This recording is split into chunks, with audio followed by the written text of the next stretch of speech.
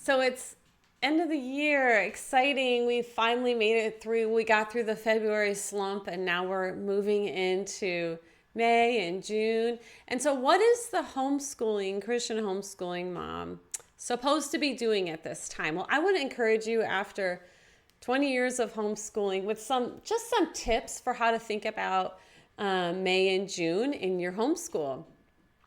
I found that planning for the next school year in May, early May, before you're into finals, is a great time to get the big picture of what you want to do in the next year and a general idea of what kind of curriculum and books you want to use. Why is this?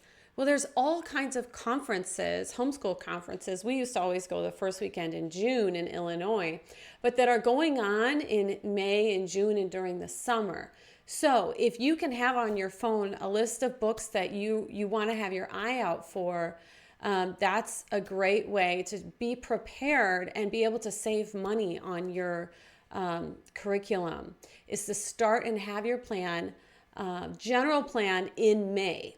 So if you can get something in place, then you move into basically your end of summer, you're doing your finals, wrapping up your books, maybe finishing your grades, making your kind of end of year records. Often I would have a file folder for each of my kids and putting in their final tests and work and making sure that my computer files were complete for the year. And for the high schoolers, I definitely want to put their grades on their transcript file that I would have started as an 8th grader.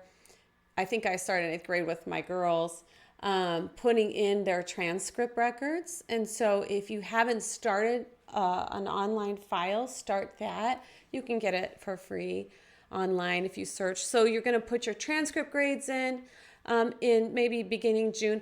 And my goal was to finish by the homeschool conference first weekend in June. That was my goal, doing 3, like a trimesters, basically 3 semesters, and finishing in the first week of June. And then we would do finals, and then I would have a few days of just cleanup. Like, it's homeschool cleanup time.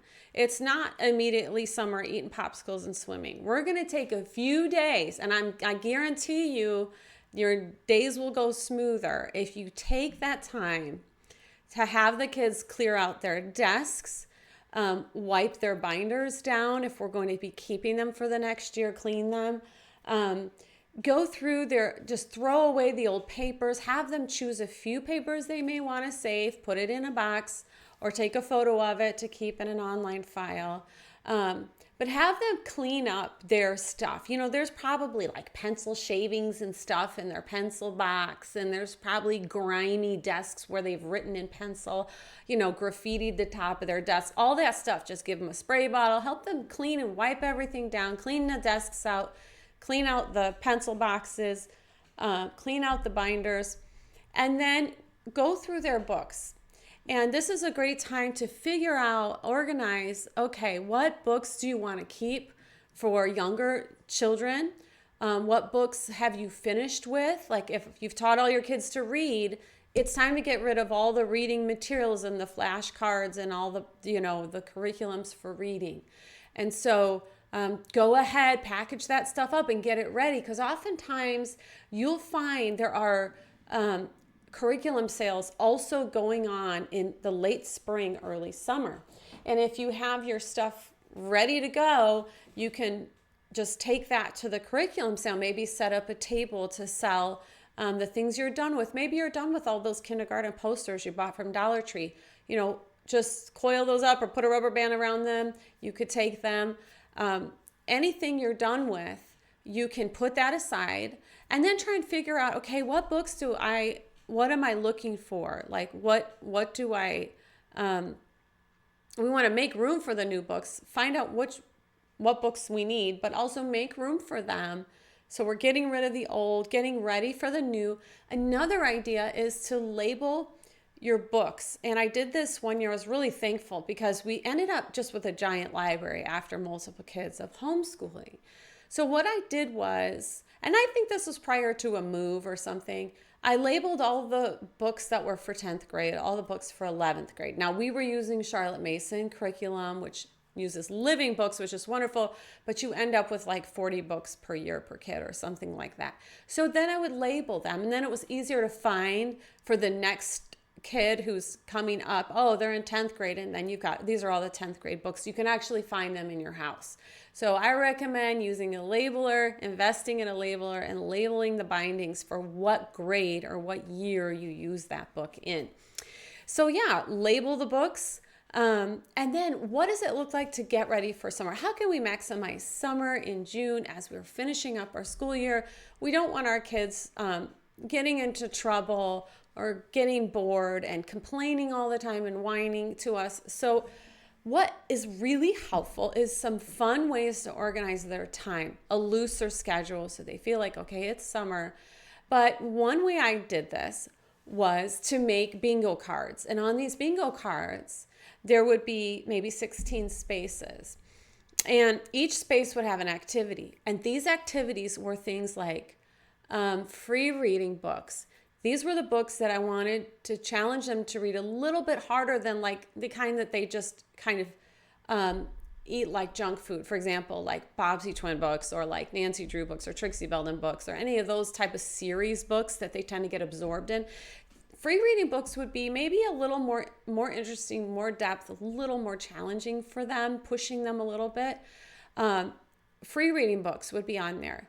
Nature activities, just giving them nature hunt type things.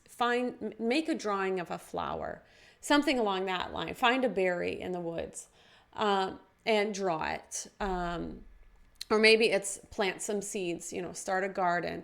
Anything along the lines of anything that gets them out in nature doing activity, but gives them ideas.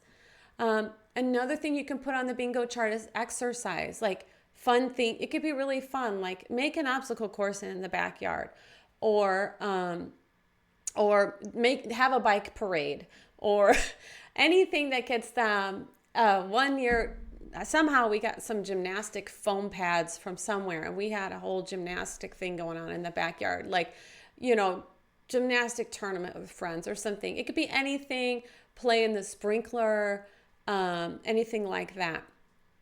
And then just fun stuff, like put a blanket over the laundry line and read under a tent, or any kind of fun activities, blow bubbles, do jumping jacks, any kind of fun activity, play in the sandbox, or flood the sandbox with water, something fun.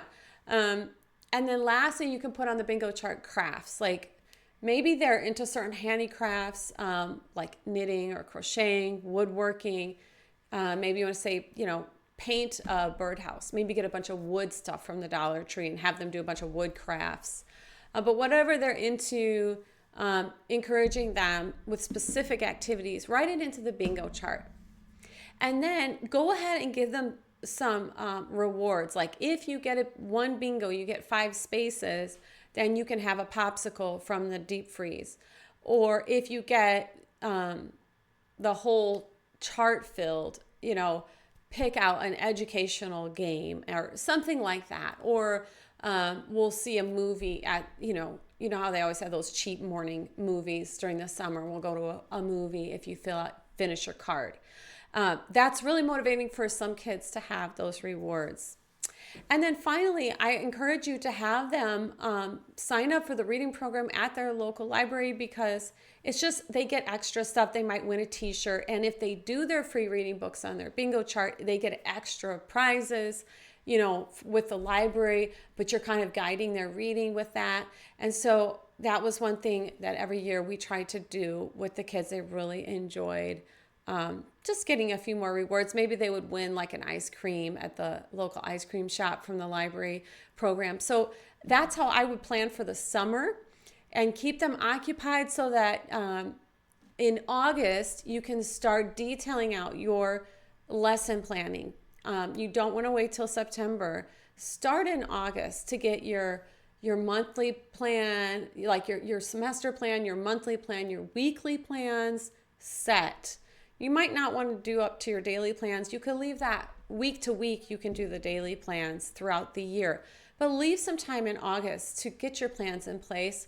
And as my friend Lisette would always do, I encourage you to fast in August. She was not a planner. She would not do the things I'm saying, but she planned spiritually for her school year. I always respected her highly for that. She would fast for 2 weeks before the school year. And so, hey, if you can't do any of this organizational stuff, go for it. Do the fasting. Or maybe if you can do both, be praying, be prayerful of your year and the class you're going to be teaching and the children and where they're at. And even coming up with some character goals that you have for them maybe could also be part of your planning, not just academics, spiritual goals as well. And I just encourage you and hope these tips help you to have a great summer. So thank you.